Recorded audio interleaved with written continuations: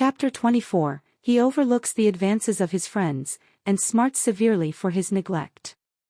Steeled with this cautious maxim, he guarded himself from their united endeavors, in sundry subsequent attacks, by which his first conjecture was confirmed, and still came off conqueror, by virtue of his unparalleled finesse and discretion, till at length they seemed to despair of making him their prey, and the Count began to drop some hints, importing a desire of seeing him more closely united to the views and interest of their triumvirate.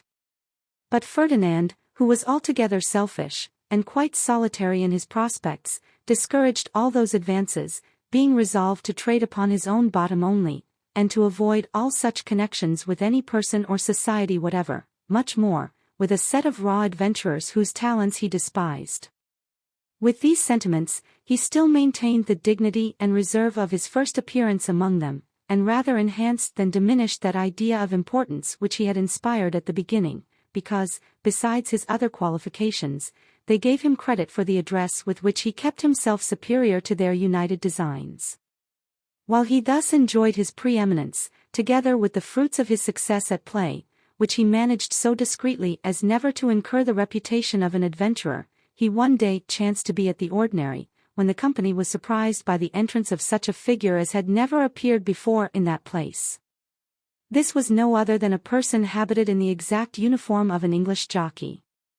His leathern cap, cut bob, fustian frock, flannel waistcoat, buff breeches, hunting boots and whip, were sufficient of themselves to furnish out a phenomenon for the admiration of all Paris. But these peculiarities were rendered still more conspicuous by the behavior of the man who owned them. When he crossed the threshold of the outward door, he produced such a sound from the smack of his whip, as equaled the explosion of an ordinary cohorn, and then broke forth into the halloo of a fox-hunter, which he uttered with all its variations, in a strain of vociferation that seemed to astonish and confound the whole assembly, to whom he introduced himself and his spaniel, by exclaiming, in a tone something less melodious than the cry of mackerel or live cod, "By your leave, gentlefolks, I hope there's no offence, in an honest plain Englishman's coming with money in his pocket, to taste a bit of your French fricassee and ragouts." This declaration was made in such a wild, fantastical manner, that the greatest part of the company mistook him for some savage monster or maniac, and consulted their safety by starting up from table, and drawing their swords. The Englishman, seeing such a martial apparatus produced against him, recoiled 2 or 3 steps, saying, "Wands! I believe the people are all bewitched. What, do they take me for a beast of prey? Is there nobody here that knows Sir Stentor's style, or can speak to me in my own lingo?" He had no sooner pronounced these words, than the baronet, with marks of infinite surprise, ran towards him, crying, "Good heaven! Sir Stentor, who expected to meet with you in Paris?" Upon which, the other eyeing him very earnestly, "Odds heartlikins," cried he, "my neighbour, Sir Giles Squirrel, as I am a living soul." With these words he flew upon him like a tiger, kissed him from ear to ear, demolished his periwig, and disordered the whole economy of his dress, to the no small entertainment of the company. Having well-nigh stifled his countryman with embraces, and besmeared himself with pulvel from head to foot, he proceeded in this manner, "Mercy upon thee, knight, thou art so transmogrified, and bedaubed, and bedizened, that thou mought rob thy own mother without fear of information. Look ye here now, I will be trussed, if the very bitch that was brought up in thy own bosom knows thee again. Hey, sweet lips, here hussy, and the tuode, dost ent know thy old meester? Thou mayst smell till Christmas, I'll be bound to be hanged, knight, if the creature's nose ant foundered by the stinking perfumes you have got among you." These compliments being passed, the 2 knights sat down by one another, and Sir Stentor being asked by his neighbour, upon what errand he had crossed the sea, gave him to understand, that he had come to France, in consequence of a wager with Squire Snaffle, who had laid £1,000, that he, Sir Stentor, would not travel to Paris by himself, and for a whole month appear every day at a certain hour in the public walks, without wearing any other dress than that in which he saw him. "The feller has got no more stuff in his pate," continued this polite stranger, "than a jackass, to think I could not find my way hither, though I could not jabber your French lingo. Ecod. The people of this country are sharp enough to find out your meaning, when you want to spend anything among them, and, as for the matter of dress, bodikins. For £1,000, I would engage to live in the midst of them, and show myself without any clothes at all. Odds heart! A true-born Englishman needs not be ashamed to show his face, nor his backside neither, with the best Frenchman that ever trod the ground. Though we Englishmen don't beplaister our doublets with gold and silver, I believe as how we have our pockets better lined than most of our neighbours, and for all my bit of a fustian frock, that cost me in all but 40 shillings, I believe, between you and me, knight, I have more dust in my fob, than all those powdered sparks put together. But the worst of the matter is this, here is no solid belly timber in this country. One can't have a slice of delicate sirloin, or nice buttock of beef, for love nor money. A pies upon them. I could get no eatables upon the road, but what they called bully, which looks like the flesh of Pharaoh's lean kine stewed into rags and tatters, and then their pigeon, rabbit them. One would think every old woman of this kingdom hatched pigeons from her own body. It is not to be supposed that such an original sat unobserved. The French and other foreigners, who had never been in England, were struck dumb with amazement at the knight's appearance and deportment, while the English guests were overwhelmed with shame and confusion, and kept a most wary silence, for fear of being recognized by their countrymen. As for our adventurer, he was inwardly transported with joy at sight of this curiosity. He considered him as a genuine, rich country booby, of the right English growth, fresh as imported, and his heart throbbed with rapture, when he heard Sir Stentor value himself upon the lining of his pockets. He foresaw, indeed, that the other knight would endeavour to reserve him for his own game, but he was too conscious of his own accomplishments to think he should find great difficulty in superseding the influence of Sir Giles. Meanwhile, the newcomer was by his friend helped to some ragout, which pleased his palate so well, that he declared he should now make a hearty meal, for the first time since he had crossed the water, and, while his good humour prevailed, he drank to every individual around the table. Ferdinand seized this opportunity of insinuating himself into his favour, by saying in English, he was glad to find there was anything in France that was agreeable to Sir Stentor. To this compliment the knight replied with an air of surprise, "Wands. I find here's another countryman of mine in this here company. Sir, I am proud to see you with all my heart." So speaking, he thrust out his right hand across the table, and shook our hero by the fist, with such violence of civility, as proved very grievous to a French marquis, who, in helping himself to soup, was jostled in such a manner, as to overturn the dividing spoon in his own bosom. The Englishman, seeing the mischief he had produced, cried, "No offence, I hope," in a tone of vociferation, which the marquis in all probability misconstrued, for he began to model his features into a very sublime and peremptory look, when Fathom interpreted the apology, and at the same time informed Sir Stentor, that although he himself had not the honour of being an Englishman, he had always entertained a most particular veneration for the country, and learned the language in consequence of that esteem. "Blood," answered the knight, "I think myself the more obliged to you for your kind opinion, than if you was my countryman in good earnest. For there be abundance of we English, no offence, Sir Giles, that seem to be ashamed of their own nation, and leave their homes to come and spend their fortunes abroad, among a parcel of, you understand me, sir, a word to the wise, as the saying is."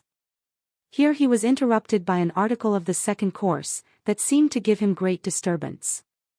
This was a roasted leveret, very strong of the fumet, which happened to be placed directly under his nose.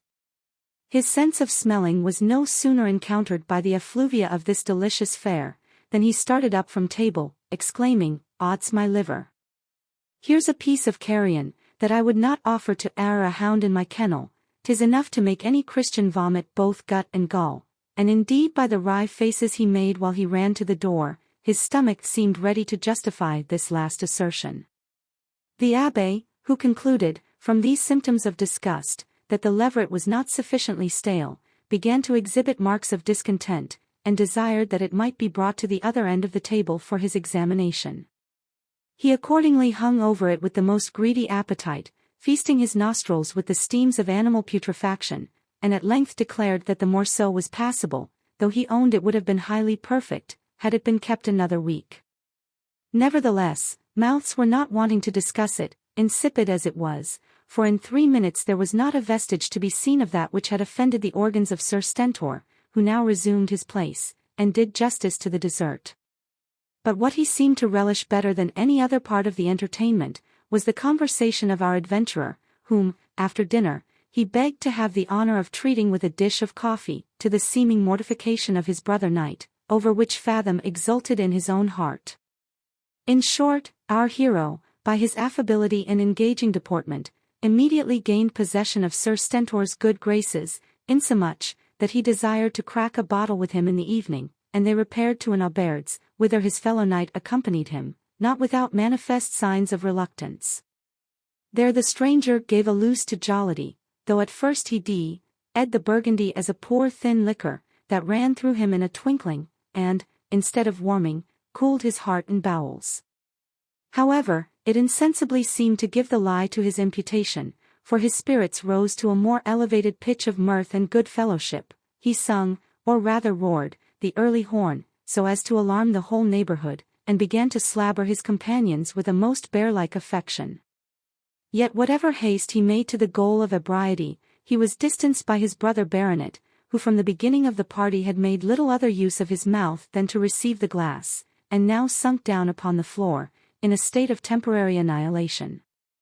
He was immediately carried to bed by the direction of Ferdinand, who now saw himself in a manner possessor of that mind to which he had made such eager and artful advances. That he might, therefore, carry on the approaches in the same cautious manner, he gradually shook off the trammels of sobriety, gave a loose to that spirit of freedom which good liquor commonly inspires, and, in the familiarity of drunkenness, owned himself head of a noble family of Poland, from which he had been obliged to absent himself on account of an affair of honor, not yet compromised. Having made this confession, and laid strong injunctions of secrecy upon Sir Stentor, his countenance seemed to acquire from every succeeding glass a new symptom of intoxication. They renewed their embraces, swore eternal friendship from that day, and swallowed fresh bumpers, till both being in all appearance quite overpowered, they began to yawn in concert, and even gnawed in their chairs. The knight seemed to resent the attacks of slumber, as so many impertinent attempts to interrupt their entertainment. He cursed his own propensity to sleep, imputing it to the d-ed French climate, and proposed to engage in some pastime that would keep them awake. "Odds flesh," cried the Briton, "when I'm at home, I defy all the devils in hell to fasten my eyelids together, if so be as I'm otherwise inclined. For there's mother and sister Nan, and brother Numps and I, continue to divert ourselves at all fours, brag, cribbage, tetatum, hustlecap, and chuckvarthing, and, thof I say it, that shouldn't say it, I won't turn my back to he in England, at any of these pastimes. And so, Count, if you are so disposed, I am your man, that is, in the way of friendship, at which of these you shall please to pitch upon." To this proposal Fathom replied, he was quite ignorant of all the games he had mentioned, but, in order to amuse Sir Stentor, he would play with him at lansquenet, for a trifle, as he had laid it down for a maxim, to risk nothing considerable at play. "Wands," answered the knight, "I hope you don't think I come here in quest of money. Thank God. I have a good landed estate worth 5,000 a year, and owe no man a halfpenny, and I question whether there be many counts in your nation, no offence, I hope, that can say a bolder word. As for your lambskin net, I know nothing of the matter, but I will toss up with you for a guinea, cross or pile, as the saying is, or, if there's such a thing in this country as a box and dice, I love to hear the bones rattle sometimes." Fathom found some difficulty in concealing his joy at the mention of this last amusement, which had been one of his chief studies, and in which he had made such progress, that he could calculate all the chances with the utmost exactness and certainty. However, he made shift to contain himself within due bounds, and, with seeming indifference, consented to pass away an hour at hazard, provided the implements could be procured. Accordingly, the landlord was consulted, and their desire gratified, the dice were produced, and the table resounded with the effects of their mutual eagerness. Fortune, at first, declared for the Englishman, who was permitted by our adventurer to win 20 broad pieces, and he was so elated with his success, as to accompany every lucky throw with a loud burst of laughter, and other savage and simple manifestations of excessive joy, exclaiming, in a tone something less sweet than the bellowing of a bull, "Now for the main, Count, odd. Here they come, here are the 7 black stars, I faith. Come along, my yellow boys, odds heart. I never liked the face of Lewis before." Fathom drew happy presages from these boyish raptures, and, after having indulged them for some time, began to avail himself of his arithmetic, in consequence of which the knight was obliged to refund the greatest part of his winning. Then he altered his note, and became as intemperate in his chagrin, as he had been before immoderate in his mirth. He cursed himself and his whole generation, ed his bad luck, stamped with his feet upon the floor, and challenged Ferdinand to double stakes. This was a very welcome proposal to our hero, who found Sir Stentor just such a subject as he had long desired to encounter with. The more the Englishman laid, the more he lost, and Fathom took care to inflame his passions, by certain well-timed sarcasms upon his want of judgment, till at length he became quite outrageous, swore the dice were false, and threw them out at the window, pulled off his periwig, and committed it to the flames, spoke with the most rancorous contempt of his adversaries. Skill insisted upon his having stripped many a better man, for all he was a count, and threatening that, before they parted, he should not only look like a Pole, but also smell like a polecat. This was a spirit which our adventurer industriously kept up, observing that the English were dupes to all the world, and that, in point of genius and address, they were no more than noisy braggadocios. In short, another pair of dice was procured, the stakes were again raised, and, after several vicissitudes, fortune declared so much in favor of the knight, that Fathom lost all the money in his pocket, amounting to a pretty considerable sum. By this time he was warmed into uncommon eagerness and impatience, being equally piqued at the success and provoking exultations of his antagonist, whom he now invited to his lodgings, in order to decide the contest. Sir Stentor complied with this request. The dispute was renewed with various success, till, towards daylight, Ferdinand saw this noisy, raw, inexperienced simpleton carry off all his ready cash, together with his jewels, and almost everything that was valuable about his person, and, to crown the whole, the victor at parting told him with a most intolerable sneer, that as soon as the Count should receive another remittance from Poland, he would give him his revenge. Chapter 25, He bears his fate like a philosopher, and contracts acquaintance with a very remarkable personage. This was a proper subject for our hero to moralize upon, and accordingly it did not pass without his remarks. He found himself fairly foiled at his own weapons, reduced to indigence in a foreign land, and, what he chiefly regretted, robbed of all those gay expectations he had indulged from his own supposed excellence in the wiles of fraud, for, upon a little recollection, he plainly perceived he had fallen a sacrifice to the confederacy he had refused to join, and did not at all doubt that the dice were loaded for his destruction. But, instead of beating his head against the wall, tearing his hair, imprecating vain curses upon himself, or betraying other frantic symptoms of despair, he resolved to accommodate himself to his fate, and profit by the lesson he had so dearly bought.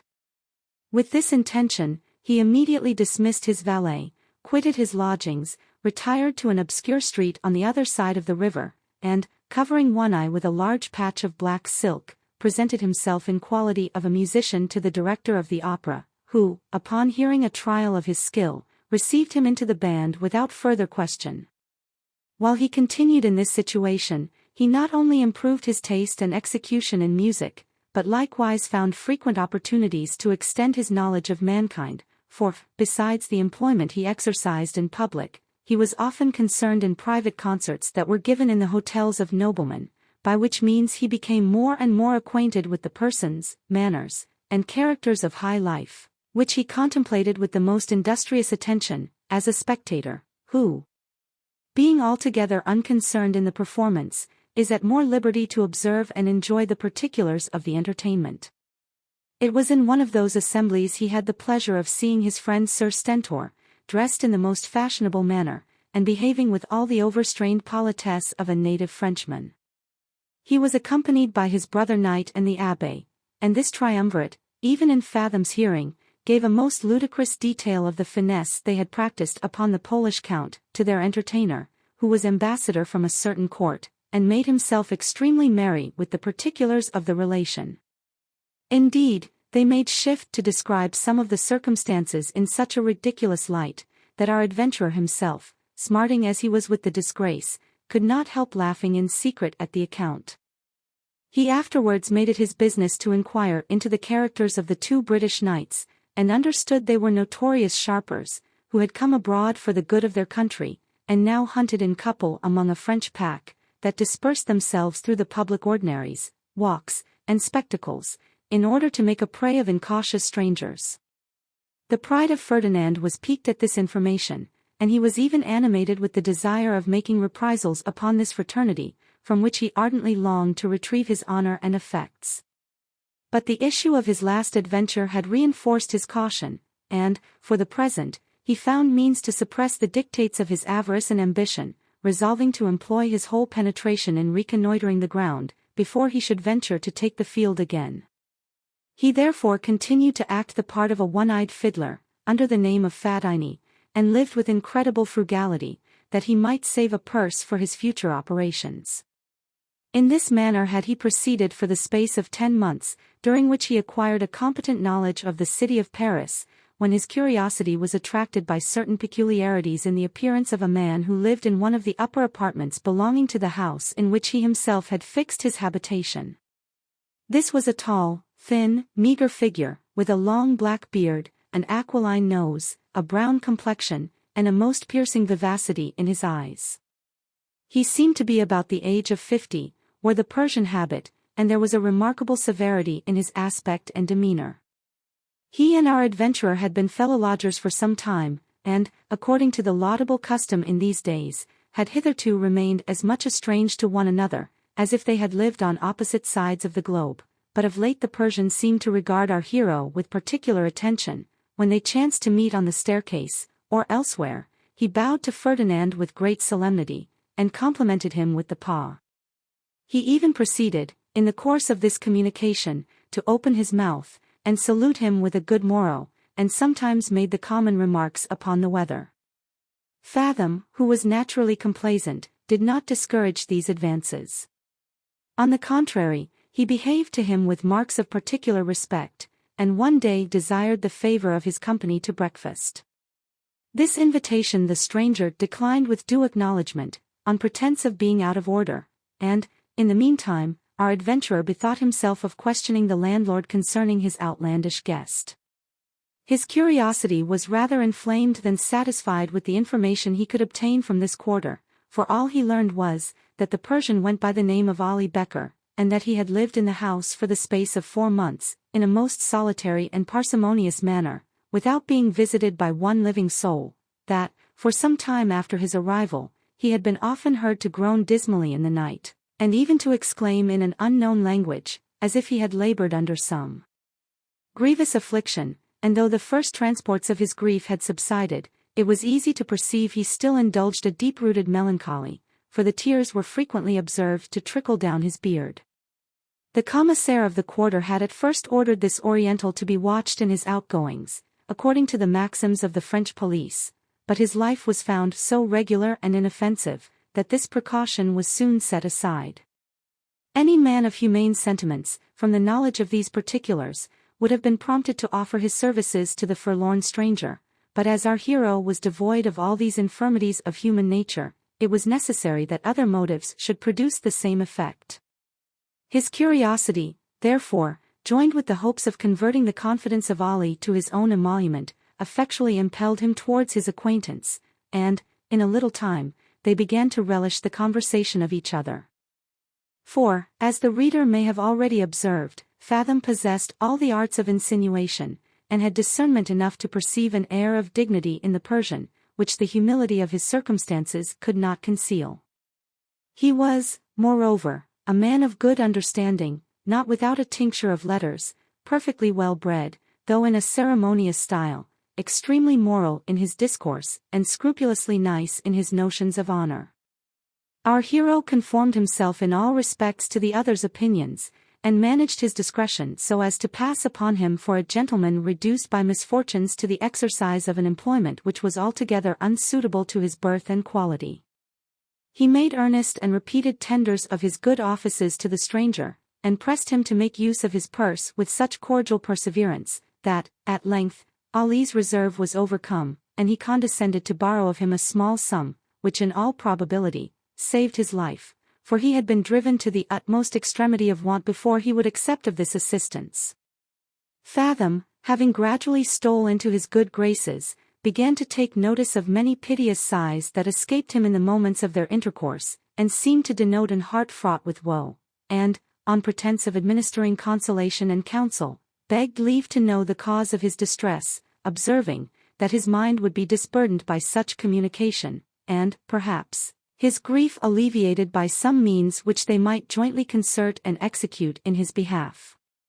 Ali, thus solicited, would often shake his head, with marks of extreme sorrow and despondence, and, while the tears gushed from his eyes, declared that his distress was beyond the power of any remedy but death, and that, by making our hero his confidant, he should only extend his unhappiness to a friend, without feeling the least remission of his own torture. Notwithstanding these repeated declarations, Ferdinand, who was well enough acquainted with the mind of man to know that such importunity is seldom or never disagreeable, redoubled his instances, together with his expressions of sympathy and esteem, until the stranger was prevailed upon to gratify his curiosity and benevolence. Having, therefore, secured the chamber door one night, while all the rest of the family were asleep, the unfortunate Ali disclosed himself in these words. Chapter 26, The History of the Noble Castilian. I should be ungrateful, as well as unwise, did I longer resist the desire you express to know the particulars of that destiny which hath driven me to this miserable disguise, and rendered me in all considerations the most wretched of men. I have felt your friendship, am confident of your honor, and though my misfortunes are such as can never be repaired, because I am utterly cut off from hope, which is the wretch's last comfort, yet I may, by your means, be enabled to bear them with some degree of fortitude and resignation. Know then, my name is not Ali, neither am I of Persian extraction. I had once the honor to own myself a Castilian, and was, under the appellation of Don Diego de Zelis, respected as the head of one of the most ancient families of that kingdom. Judge, then, how severe that distress must be, which compels a Spaniard to renounce his country, his honors, and his name. My youth was not spent in inglorious ease, neither did it waste unheeded in the rolls of fame. Before I had attained the age of 19, I was twice wounded in battle. I once fortunately recovered the standard of the regiment to which I belonged, after it had been seized by the enemy, and, at another occasion, made shift to save the life of my colonel, when he lay at the mercy of an enraged barbarian. He that thinks I recapitulate these particulars out of ostentation, does wrong to the unhappy Don Diego de Zelis, who, in having performed these little acts of gallantry, thinks he has done nothing, but simply approved himself worthy of being called a Castilian. I mean only to do justice to my own character, and to make you acquainted with one of the most remarkable incidents of my life. It was my fate, during my third campaign, to command a troop of horse in the regiment of Don Gonzalez Orgulo, between whom and my father a family feud had long been maintained with great enmity, and that gentleman did not leave me without reason to believe he rejoiced at the opportunity of exercising his resentment upon his adversary's son, for he withheld from me that countenance which my fellow officers enjoyed, and found means to subject me to divers mortifications, of which I was not at liberty to complain. These I bore in silence for some time, as part of my probation in the character of a soldier, resolved, nevertheless, to employ my interest at court for a removal into another corps, and to take some future opportunity of explaining my sentiments to Don Gonzalez upon the injustice of his behavior. While I animated myself with these sentiments against the discouragements I underwent, and the hard duty to which I was daily exposed, it was our fate to be concerned in the battle of Saragossa, where our regiment was so severely handled by the English infantry, that it was forced to give ground with the loss of 1/2 of its officers and men. Don Gonzalez, who acted as brigadier in another wing, being informed of our fate, and dreading the disgrace of his corps, which had never turned back to the enemy, put spurs to his horse, and, riding across the field at full speed, rallied our broken squadrons, and led us back to the charge with such intrepidity of behavior, as did not fail to inspire us all with uncommon courage and alacrity. For my own part, I thought myself doubly interested to distinguish my valor, not only on account of my own glory, but likewise on the supposition, that, as I was acting under the eye of Gonzalez, my conduct would be narrowly observed. I therefore exerted myself with unusual vigor, and as he began the attack with the remains of my troop, fought close by his side during the rest of the engagement. I even acquired his applause in the very heat of battle. When his hat was struck off, and his horse fell under him, I accommodated and remounted him upon my own, and, having seized for my own use another that belonged to a common trooper, attended this stern commander as before, and seconded him in all his repeated efforts, but it was impossible to withstand the numbers and impetuosity of the foe, and Don Gonzalez, having had the mortification to see his regiment cut in pieces, and the greatest part of the army routed, was fain to yield to the fortune of the day, yet he retired as became a man of honor and a Castilian, that is, he marched off with great deliberation in the rear of the Spanish troops, and frequently faced about to check the pursuit of the enemy.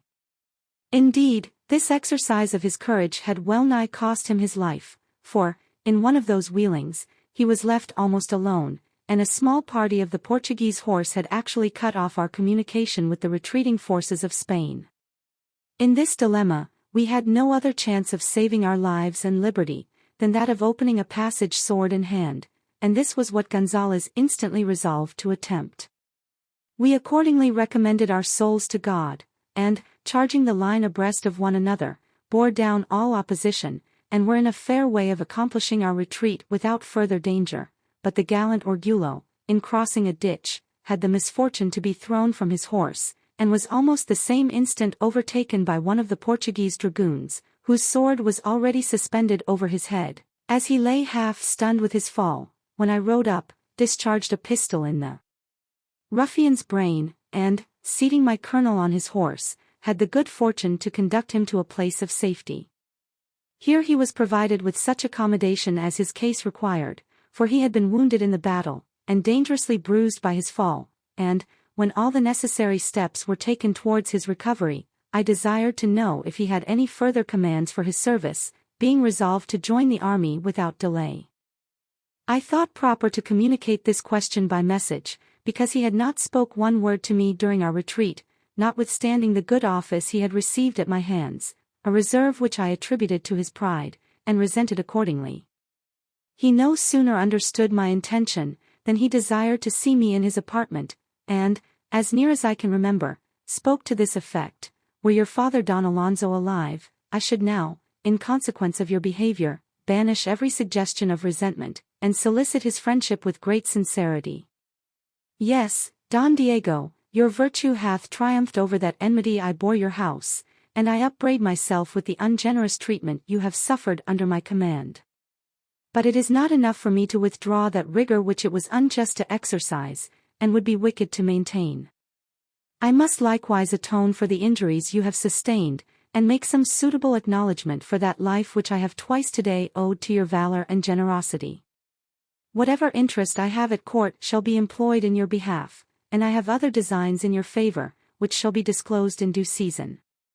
Meanwhile, I desire you will still add one obligation to the debt which I have already incurred, and carry this billet in person to my Estefania, who, from the news of this fatal overthrow, must be in despair upon my account."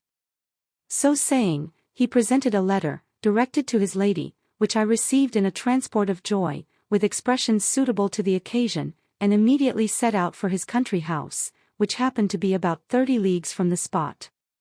This expedition was equally glorious and interesting, for my thoughts upon the road were engrossed by the hope of seeing Don Orgulo's daughter and heiress Antonia, who was reported to be a young lady of great beauty, and the most amiable accomplishments. However ridiculous it may seem for a man to conceive a passion for an object which he hath never beheld, certain it is, my sentiments were so much prepossessed by the fame of her qualifications, that I must have fallen a victim to her charms, had they been much less powerful than they were. Notwithstanding the fatigues I had undergone in the field, I closed not an eye until I arrived at the gate of Gonzales, being determined to precede the report of the battle, that Madame d'Orgulo might not be alarmed for the life of her husband. I declared my errand, and was introduced into a saloon, where I had not waited above 3 minutes, when my colonel's lady appeared, and in great confusion received the letter, exclaiming, "Heaven grant that Don Gonzales be well." In reading the contents, she underwent a variety of agitations, but, when she had perused the whole, her countenance regained its serenity, and, regarding me with an air of ineffable complacency, "Don Diego," said she, "while I lament the national calamity, in the defeat of our army, I at the same time feel the most sincere pleasure on seeing you upon this occasion, and, according to the directions of my dear lord, bid you heartily welcome to this house, as his preserver and friend. I was not unacquainted with your character before this last triumph of your virtue, and have often prayed to heaven for some lucky determination of that fatal quarrel which raged so long between the family of Gonzales and your father's house.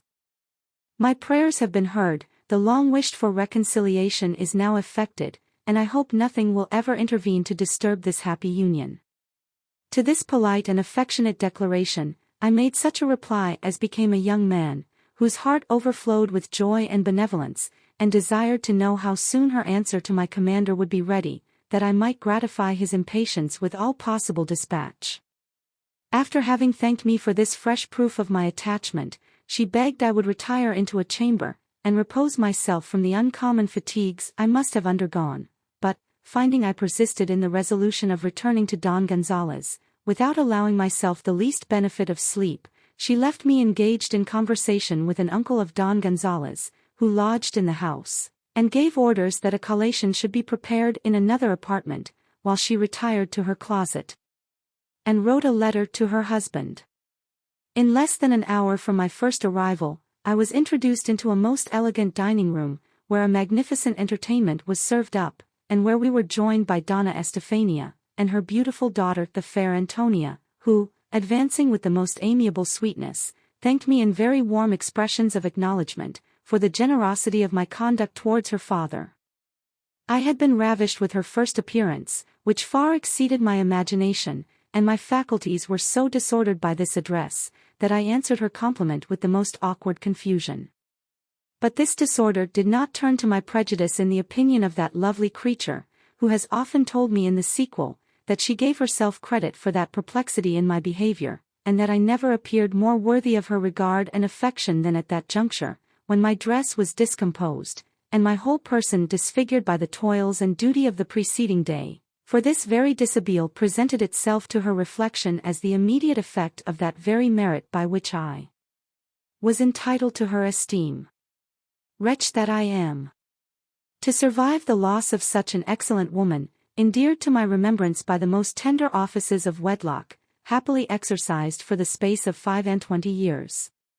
Forgive these tears, they are not the drops of weakness, but remorse. Not to trouble you with idle particulars, suffice it is to say, I was favored with such marks of distinction by Madame d'Orgulo, that she thought it incumbent upon her to let me know she had not overacted her hospitality, and, while we sat at table, accosted me in these words: "You will not be surprised, Don Diego, at my expressions of regard, which I own are unusual from a Spanish lady to a young cavalier like you, when I communicate the contents of this letter from Don Gonzales." So saying, she put the billet into my hand, and I read these words, or words to this effect: "Amiable Estefania, you will understand that I am as well as a person can possibly be who hath this day lived to see the army of his king defeated. If you would know the particulars of this unfortunate action, your curiosity will be gratified by the bearer, Don Diego de Zelis, to whose virtue and bravery I am twice indebted for my life. I therefore desire you will receive him with that respect and gratitude which you shall think due for such an obligation, and, in entertaining him, dismiss that reserve which often disgraces the Spanish hospitality. In a word, let your own virtue and beneficence conduct you upon this occasion, and let my Antonia's endeavors be joined with your own in doing honor to the preserver of her father. Adieu. Such a testimonial could not fail of being very agreeable to a young soldier, who by this time had begun to indulge the transporting hope of being happy in the arms of the adorable Antonia. I professed myself extremely happy in having met with an opportunity of acquiring such a degree of my colonel's esteem, entertained them with a detail of his personal prowess in the battle, and answered all their questions with that moderation which every man ought to preserve in speaking of his own behavior. Our repast being ended, I took my leave of the ladies, and at parting received a letter from Donna Estefania to her husband, together with a ring of great value, which she begged I would accept, as a token of her esteem. Thus loaded with honor and caresses, I set out on my return for the quarters of Don Gonzalez, who could scarce credit his own eyes when I delivered his lady's billet, for he thought it impossible to perform such a journey in so short a time. When he had glanced over the paper, Don Diego, said he, by your short stay one would imagine you had met with indifferent reception at my house. I hope Estefania has not been deficient in her duty. I answered this question, by assuring him my entertainment had been so agreeable in all respects, that nothing but my duty to him could have induced me to give it up so soon. He then turned the conversation upon Antonia, and hinted his intention of giving her in marriage to a young cavalier, for whom he had a particular friendship. I was so much affected by this insinuation, which seemed at once to blast all my hopes of love and happiness, that the blood forsook my face. I was seized with an universal trepidation, and even obliged to retire, on pretence of being suddenly taken ill. Though Gonzalez seemed to impute this disorder to fatigue and want of rest, he in his heart ascribed it to the true cause, and, after having sounded my sentiments to his own satisfaction, blessed me with a declaration, importing, that I was the person upon whom he had pitched for a son-in-law. I will not trouble you with a repetition of what passed on this interesting occasion, but proceed to observe, that his intention in my favor was far from being disagreeable to his lady, and that, in a little time, I had the good fortune to espouse the charming Antonia, who submitted to the will of her father without reluctance. Soon after this happy event, I was, by the influence of Don Gonzalez, joined to my own interest, promoted to the command of a regiment, and served with honor during the remaining part of the war. After the Treaty of Utrecht, I was employed in reducing the Catalans to their allegiance, and, in an action with those obstinate rebels had the misfortune to lose my father-in-law, who by that time was preferred to the rank of a major general. The virtuous Estefania did not long survive this melancholy accident, and the loss of these indulgent parents made such a deep impression upon the tender heart of my Antonia, that I took the first opportunity of removing her from a place in which every object served to cherish her grief, to a pleasant villa near the city of Seville, which I purchased on account of its agreeable situation. That I might the more perfectly enjoy the possession of my amiable partner, who could no longer brook the thoughts of another separation, peace was no sooner re-established than I obtained leave to resign my commission, and I wholly devoted myself to the joys of a domestic life. Heaven seemed to smile upon our union, by blessing us with a son, whom, however, it was pleased to recall in his infancy, to our unspeakable grief and mortification, but our mutual chagrin was afterwards alleviated by the birth of a daughter, who seemed born with every accomplishment to excite the love and admiration of mankind. Why did nature debase such a masterpiece with the mixture of an alloy, which hath involved herself and her whole family in perdition? But the ways of Providence are unsearchable. She hath paid the debt of her degeneracy, peace be with her soul. The honor of my family is vindicated, though by a sacrifice which hath robbed me of everything else that is valuable in life, and ruined my peace past all redemption. Yes, my friend, all the tortures that human tyranny can inflict would be ease, tranquility, and delight, to the unspeakable pangs and horrors I have felt. But, to return from this digression, Seraphina, which was the name of that little darling, as she grew up, not only disclosed all the natural graces of external beauty, but likewise manifested the most engaging sweetness of disposition, and a capacity for acquiring with ease all the accomplishments of her sex. It is impossible to convey any adequate idea of a parent's raptures in the contemplation of such a fair blossom. She was the only pledge of our love, she was presumptive heiress to a large fortune, and likely to be the sole representative of two noble Castilian families. She was the delight of all who saw her, and a theme of praise for every tongue. You are not to suppose that the education of such a child was neglected.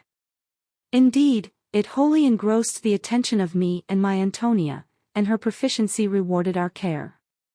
Before she had attained the age of 15, she was mistress of every elegant qualification, natural and acquired. Her person was, by that time, the confessed pattern of beauty. Her voice was enchantingly sweet, and she touched the lute with the most ravishing dexterity. Heaven and earth! How did my breast dilate with joy at the thoughts of having given birth to such perfection! How did my heart gush with paternal fondness, whenever I beheld this ornament of my name! And what scenes of endearing transport have I enjoyed with my Antonia, in mutual congratulation upon our parental happiness! Serafina, accomplished as she was, could not fail to make conquests among the Spanish cavaliers, who are famous for sensibility in love. Indeed, she never appeared without a numerous train of admirers, and though we had bred her up in that freedom of conversation and intercourse which holds a middle space between the French license and Spanish restraint, she was now so much exposed to the addresses of promiscuous gallantry, that we found it necessary to retrench the liberty of our house, and behave to our male visitants with great reserve and circumspection, that our honor and peace might run no risk from the youth and inexperience of our daughter. This caution produced overtures from a great many young gentlemen of rank and distinction, who courted my alliance, by demanding Serafina in marriage, and from the number I had actually selected one person, who was in all respects worthy the possession of such an inestimable prize. His name was Don Manuel de Mendoza. His birth was noble, and his character dignified with repeated acts of generosity and virtue. Yet, before I would signify to him my approbation of his suit, I resolved to inform myself whether or not the heart of Serafina was totally unengaged, and indifferent to any other object, that I might not lay a tyrannical restraint upon her inclinations. The result of my inquiry was a full conviction of her having hitherto been deaf to the voice of love, and this piece of information, together with my own sentiments in his favor, I communicated to Don Manuel, who heard these tidings with transports of gratitude and joy. He was immediately favored with opportunities of acquiring the affection of my daughter, and his endeavors were at first received with such respectful civility, as might have been easily warmed into a mutual passion, had not the evil genius of our family interposed. Oh, my friend! How shall I describe the depravity of that unhappy virgin's sentiments? How recount the particulars of my own dishonor? I that am descended from a long line of illustrious Castilians, who never received an injury they did not revenge, but washed away every blemish in their fame with the blood of those who attempted to stain it. In that circumstance I have imitated the example of my glorious progenitors, and that consideration alone hath supported me against all the assaults of despair.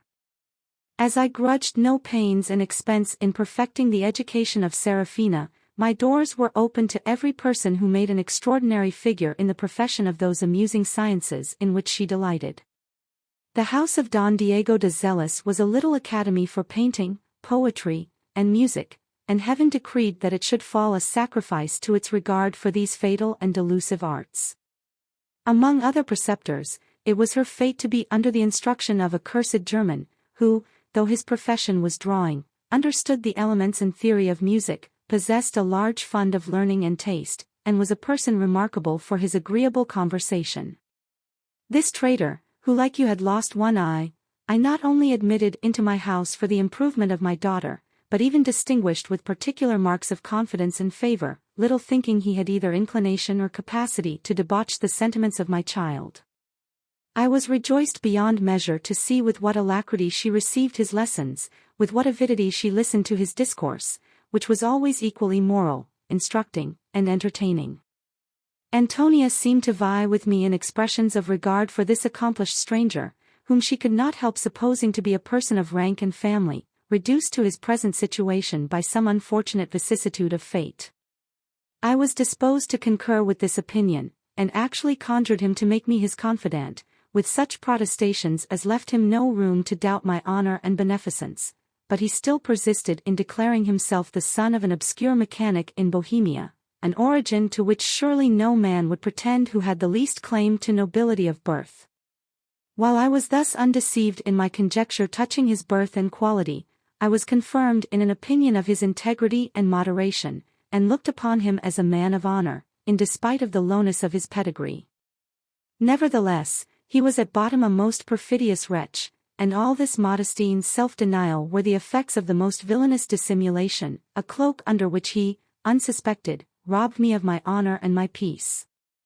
Not to trouble you with particulars, the recital of which would tear my heartstrings with indignation and remorse, I shall only observe, that, by the power of his infernal insinuation, he fascinated the heart of Seraphina, brought over Antonia herself to the interests of his passion, and at once detached them both from their duty and religion. Heaven and earth! How dangerous, how irresistible is the power of infatuation! While I remained in the midst of this blind security, waiting for the nuptials of my daughter, and indulging myself with the vain prospect of her approaching felicity, Antonia found means to protract the negotiations of the marriage, by representing that it would be a pity to deprive Seraphina of the opportunity she then had of profiting by the German's instructions, and, upon that account, I prevailed upon Don Manuel to bridle the impatience of his love. During this interval, as I one evening enjoyed the cool air in my own garden, I was accosted by an old duenna, who had been my nurse and lived in the family since the time of my childhood. My duty, said she, will no longer permit me to wink in silence at the wrongs I see you daily suffer.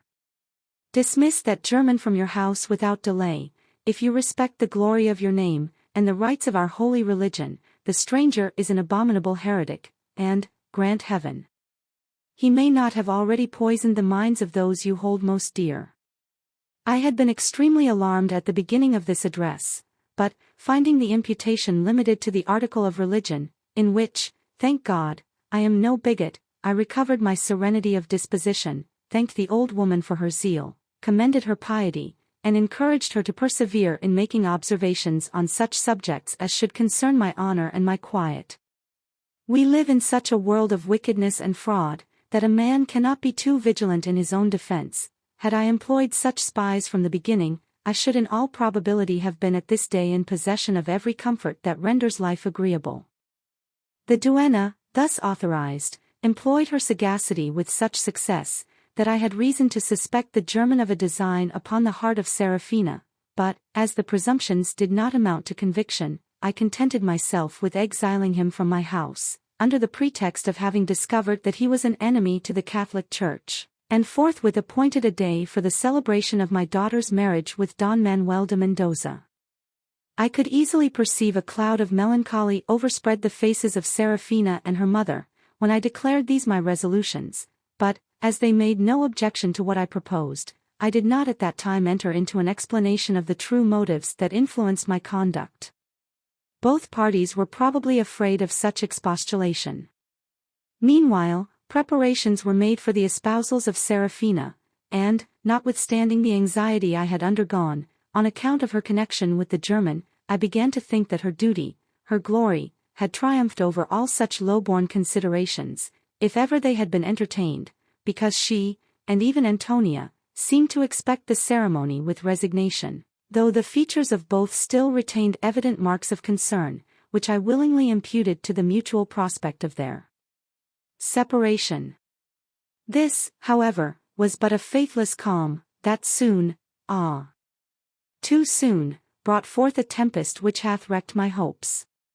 2 days before the appointed union of Don Manuel and Seraphina, I was informed by the duenna, that, while she accompanied Antonia's waiting maid at church, she had seen her receive a billet from an old woman, who, kneeling at her side, had conveyed it in such a mysterious manner, as awakened the duenna's apprehensions about her young lady. She had therefore hastened home to communicate this piece of intelligence, that I might have an opportunity of examining the messenger before she could have time to deposit her trust. I could not help shivering with fearful presages upon this occasion, and even abhorring the person to whose duty and zeal I was beholden for the intelligence, even while I endeavored to persuade myself that the inquiry would end in the detection of some paltry intrigue between the maid and her own gallant. I intercepted her in returning from church, and, commanding her to follow me to a convenient place, extorted from her, by dint of threats, the fatal letter, which I read to this effect: "The whole business of my life, O divine Seraphina, will be to repay that affection I have been so happy as to engage. With what transport then shall I obey your summons, in performing that enterprise, which will rescue you from the bed of a detested rival, and put myself in full possession of a jewel which I value infinitely more than life. Yes, adorable creature. I have provided everything for our escape, and at midnight will attend you in your own apartment, from whence you shall be conveyed into a land of liberty and peace, where you will, unmolested, enjoy the purity of that religion you have espoused, and in full security bless the arms of your ever faithful, Orlando. Were you a fond parent, a tender husband, and a noble Castilian, I should not need to mention the unutterable horrors that took possession of my bosom, when I perused this accursed letter, by which I learned the apostasy, disobedience, and degeneracy of my idolized Seraphina, who had overthrown and destroyed the whole plan of felicity which I had erected, and blasted all the glories of my name. And when the wretched messenger, terrified by my menaces and agitation, confessed that Antonia herself was privy to the guilt of her daughter, whom she had solemnly betrothed to that vile German, in the sight of heaven, and that by her connivance this plebeian intended, that very night, to bereave me of my child, I was for some moments stupefied with grief and amazement, that gave way to an ecstasy of rage, which had well nigh terminated in despair and distraction. I now tremble, and my head grows giddy with the remembrance of that dreadful occasion. Behold how the drops trickle down my forehead. This agony is a fierce and familiar visitant, I shall banish it anon. I summon my pride, my resentment, to my assistance. These are the cordials that support me against all other reflections, those were the auxiliaries that enabled me, in the day of trial, to perform that sacrifice which my honor demanded, in a strain so loud as to drown the cries of nature, love, and compassion. Yes, they espoused that glory which humanity would have betrayed, and my revenge was noble, though unnatural. My scheme was soon laid, my resolution soon taken. I privately confined the wretch who had been the industrious slave of this infamous conspiracy, that she might take no step to frustrate or interrupt the execution of my design. Then repairing to the house of an apothecary who was devoted to my service, communicated my intention, which he durst not condemn, and could not reveal, without breaking the oath of secrecy I had imposed, and he furnished me with 2 vials of poison for the dismal catastrophe I had planned. Thus provided, I, on pretence of sudden business at Seville, carefully avoided the wretched pair, whom I had devoted to death, that my heart might not relent, by means of those tender ideas which the sight of them would have infallibly inspired, and, when daylight vanished, took my station near that part of the house through which the villain must have entered on his hellish purpose. There I stood, in a state of horrid expectation, my soul ravaged with the different passions that assailed it, until the fatal moment arrived, when I perceived the traitor approach the window of a lower apartment, which led into that of Seraphina, and gently lifting the casement, which was purposely left unsecured, insinuated half of his body into the house.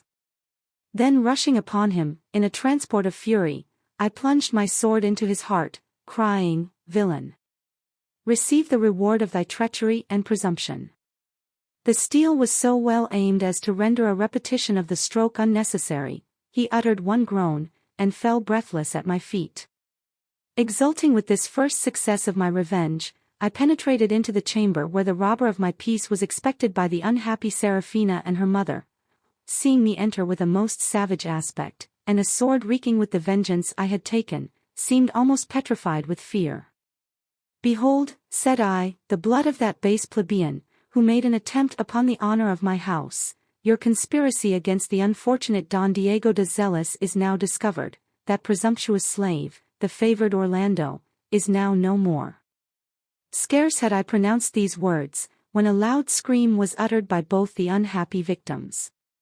"If Orlando is slain," cried the infatuated Seraphina, "what have I to do with life? Oh my dear lord! My husband, and my lover! How are our promised joys at once cut off? Here, strike, my father! Complete your barbarous sacrifice." the spirit of the murdered Orlando still hovers for his wife. These frantic exclamations, in which she was joined by Antonia, kept up the fury of my resentment, which by meekness and submission might have been weakened and rendered ineffectual. Yes, hapless wretches, I replied, ye shall enjoy your wish, the honor of my name requires that both shall die, yet I will not mangle the breast of Antonia, on which I have so often reposed, I will not shed the blood of Zealous, nor disfigure the beauteous form of Seraphina, on which I have so often gazed with wonder and unspeakable delight. Here is an elixir, to which I trust the consummation of my revenge. So saying, I emptied the vials into separate cups, and, presenting one in each hand, the fair offenders instantly received the destined draughts, which they drank without hesitation, then praying to heaven for the wretched Don Diego, sunk upon the same couch, and expired without a groan. O well-contrived beverage! O happy composition, by which all the miseries of life are so easily cured! Such was the fate of Antonia and Seraphina. These hands were the instruments that deprived them of life, these eyes beheld them the richest prize that death had ever won. Power supreme! Does Don Diego live to make this recapitulation? I have done my duty, but ah! I am haunted by the furies of remorse, I am tortured with the incessant stings of remembrance and regret, even now the images of my wife and daughter present themselves to my imagination. All the scenes of happiness I have enjoyed as a lover, husband, and parent, all the endearing hopes I have cherished, now pass in review before me, embittering the circumstances of my inexpressible woe, and I consider myself as a solitary outcast from all the comforts of society. But, enough of these unmanly complaints, the yearnings of nature are too importunate. Having completed my vengeance, I retired into my closet, and, furnishing myself with some ready money and jewels of considerable value, went into the stable, saddled my favorite steed, which I instantly mounted, and, before the tumults of my breast subsided, found myself at the town of St. Lucar. There I learned from inquiry, that there was a Dutch bark in the harbor ready to sail, upon which I addressed myself to the master, who, for a suitable gratification, was prevailed upon to weigh anchor that same night, so that, embarking without delay, I soon bid eternal adieu to my native country. It was not from reason and reflection that I took these measures for my personal safety, but, in consequence of an involuntary instinct, that seems to operate in the animal machine, while the faculty of thinking is suspended. To what a dreadful reckoning was I called, when reason resumed her function. You may believe me, my friend, when I assure you, that I should not have outlived those tragedies I acted, had I not been restrained from doing violence upon myself by certain considerations, which no man of honor ought to set aside. I could not bear the thought of falling ingloriously by the hand of an executioner, and entailing disgrace upon a family that knew no stain, and I was deterred from putting an end to my own misery, by the apprehension of posthumous censure, which would have represented me as a desponding wretch, utterly destitute of that patience, fortitude, and resignation, which are the characteristics of a true Castilian. I was also influenced by religious motives that suggested to me the necessity of living to atone, by my sufferings and sorrow, for the guilt I had incurred in complying with a savage punctilio, which is, I fear, displeasing in the sight of heaven. These were the reasons that opposed my entrance into that peaceful harbor which death presented to my view, and they were soon reinforced by another principle that sanctioned my determination to continue at the servile oar of life.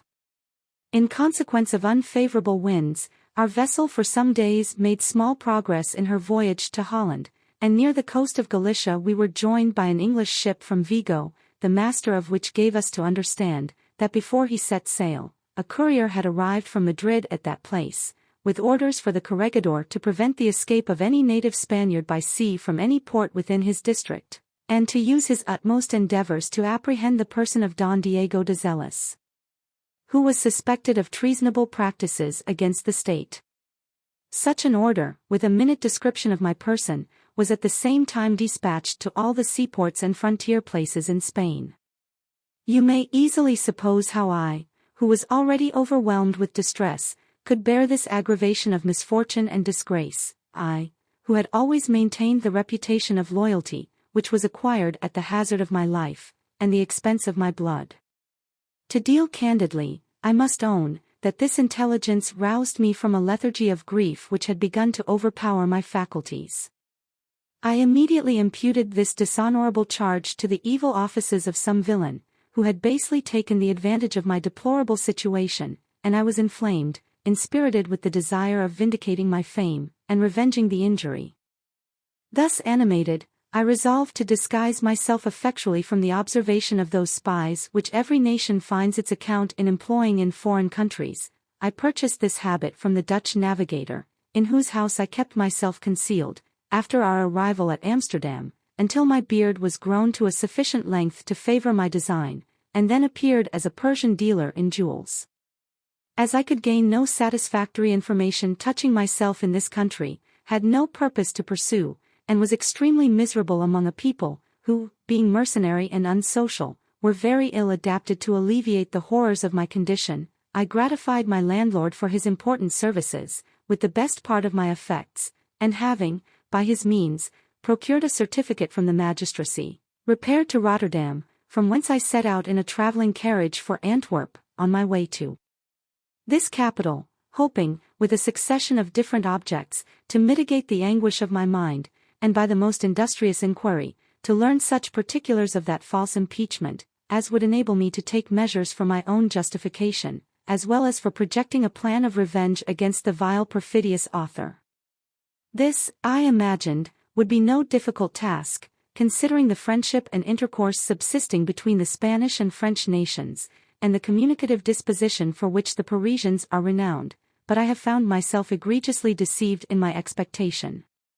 The officers of police in this city are so inquisitive and vigilant that the most minute action of a stranger is scrutinized with great severity, and, although the inhabitants are very frank in discoursing on indifferent subjects, they are at the same time extremely cautious in avoiding all conversation that turns upon state occurrences and maxims of government.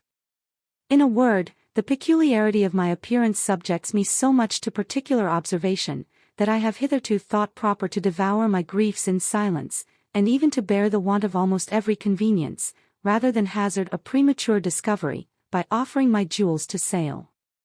In this emergency I have been so far fortunate as to become acquainted with you, whom I look upon as a man of honor and humanity.